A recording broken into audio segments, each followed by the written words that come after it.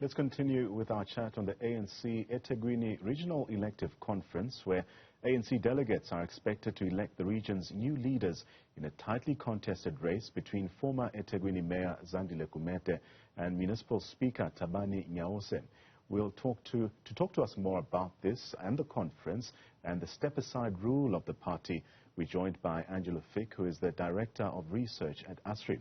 Mr. Fick, a pleasure to have you on the program this afternoon. Now, the outcome of the repeatedly delayed eThekwini conference has wider implications, and the argument ANC members posed is that eThekwini is the most influential region in the country after OR Tambo in the Eastern Cape.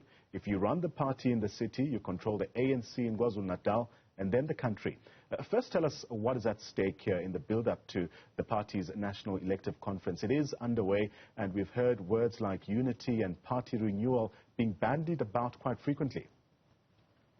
Well, absolutely. What is at stake is, of course, what the future of the ANC looks like nationally, particularly ahead of the elective conference in December, but also what kind of mandate the winners, plural, in December get in the lead up to the 2024 national general elections and into either the first term of the new leader or the second term of the incumbent, President Cyril Ramaphosa as president of the ANC.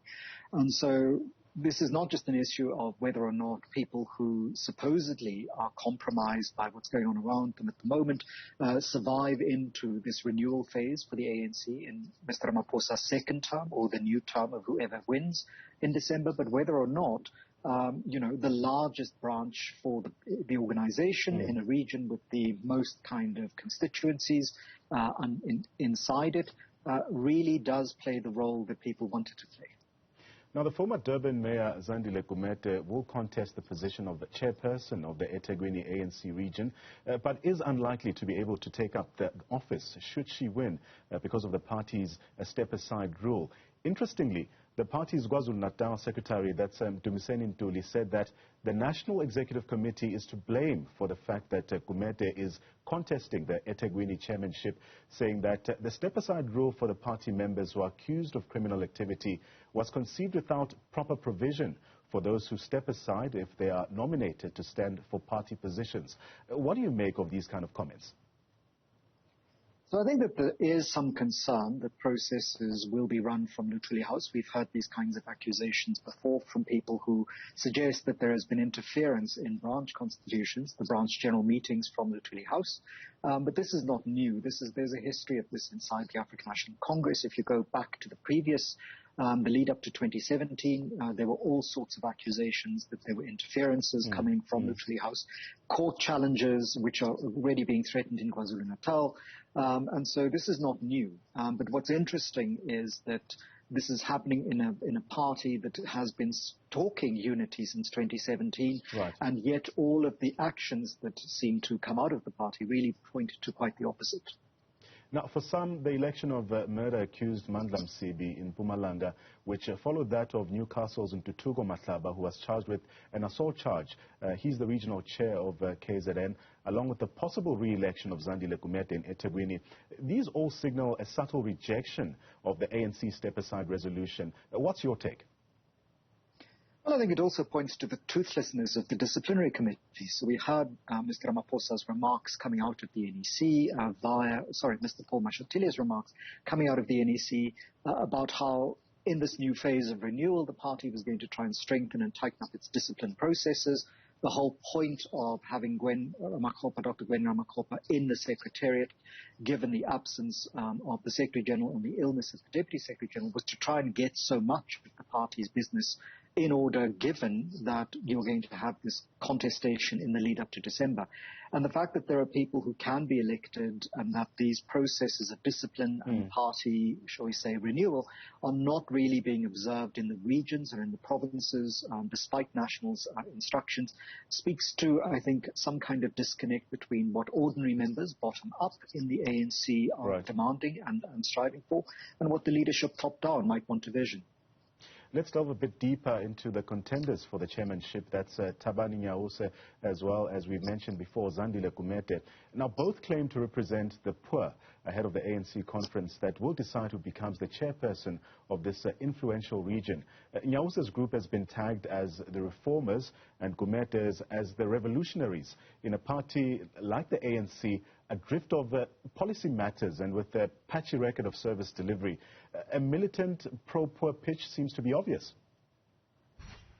Yes, but whether that pitch has any substance to it is a different story, because we also know that inside the party there would be patronage networks. And so some of what Zandile Gumede would have lost is when she lost her position as mayor of eThekwini, she lost the ability to maintain a patronage network. Right. And so we all know that what we've heard before from people inside the ANC would be that these are battles about ideology. And as various commentators have been pointing out since 2014, that actually these are not contestations over ideology. In other words, do we have a radical economic transformation policy, or do we have a pro-poor policy? It's actually about maintaining, one, those networks, two, inside the party and its relationship as governing party over state resources and the ability to maintain those networks because of the access to state resources. And that, I think, is partly what the struggle in KwaZulu-Natal is about. It is particularly about how people are going to maintain their positions on the provincial list, how they're going to catapult themselves onto the national list for 2024, and how they're going to make themselves, some of them, into the NEC in December 2024. Now, of course, eThekwini forms part of KZN. This is a province which is marked by political infighting, where contestation has also led to the spilling of blood, and where some disputes are often resolved through the barrel of a gun, literally. What does this tell us about the state of politics in the region, the factional infighting, and more generally, the culture of violence that is tied for the battle for leadership positions in the province? So just to correct myself, these are people contesting positions in the NEC, for the NEC in 2022 in order to make it onto the national list in 2024. But in terms of the violence issue that you've just raised, there is a history of violence in the province, but there is also a history of violence in the country in terms of politics for the governing party and its partners. One cannot deny that this violence is significant, and even where it is in practice, the threat of violence is significant. The people of Richmond can attest to this, as could members of the Youth League, who, after lost members in the last decade because of this internal struggle. And this is partly because in a country like South Africa, where so much of the resources have been, in a country as unequal as ours, so much of the resources that are available can come through government at municipal and provincial level. It's important, I think, to recognize that these are not just contestations of ideology, but these are contestations about who will get control over the resources of the state and therefore be able to maintain the networks that they've established in the party. Now, this is not new or unique to South Africa. This is the case around the world. But in a country like South Africa, like places like Mexico and the Philippines, violence kicks in because the other mechanisms aren't necessarily there, and the court processes haven't always worked out in favor of the people who wanted them.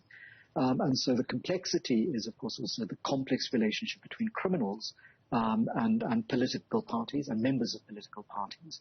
And this is something that I think in South Africa has a longer history that we need to begin to undo, and that has become very difficult given that the resource contestation is increasing about a party with lowering returns in the elections, both municipal and national, and increasing numbers of people who depend upon it for their livelihood and their continued existence. Now, Angelo, very quickly, we heard from Sihle Zikalala speaking a short while ago, and again emphasizing this message of organizational renewal and seeking unity within structures of the party in the province. Are you in any way convinced by this message? No, not at all. And I haven't been convinced of the message of unity coming out of the African National Congress in the lead up to 2017 either. People preach unity, but of course, as in any organization, they're really struggling very hard to get their hands on the levers of power and thereby the resources that come with that power, should they be able to use that organizational leadership win to get themselves into a government position. And so talk of unity is often a cover for the great disunity that is going on. And we hear this from the statements coming out, particularly in the eThekwini example, of the supporters of Zandile Gumede and the supporters of her opposing candidate Thabani Nyawose. Even the words they use, both sides talk about unity, but if they were really talking about unity, Cecily Galala's statement that people shouldn't be members of factions, they should be members of the party, the contestation process would work very, very differently. And, you know, the fact that Ms. Gumede herself has been implicated in the Durban solid waste corruption issue, you know, up to 320 million, is, you know, correlated with the fact that people have less, and the service delivery that the president is facing, the protests about poor service delivery in the Free State that he had to deal with today with his Imbizo. This is all part of the failure of the party. It's not somebody else's failure. The very people who are suggesting they'll be speaking on behalf of and struggling for the poor are principally responsible for the poor being as they are because of the very, very shoddy administration at all three tiers of government that they've been in control of, some in places like KwaZulu-Natal for at least the last decade, across the country for the last 2.5 decades. And so this is, I think, a test of South Africans, whether or not the ANC is able to do that renewal in more than words and in actual actions. And given the list of people you've just read to the viewers about who got elected in the Mpumalanga province and in KZN, this is an indication that things are far from being as clean as you know, the national executive of the party would like ordinary people to believe. That's Angelo Fick. He's the Director of Research at ASRI. Angelo, always a pleasure getting your insights.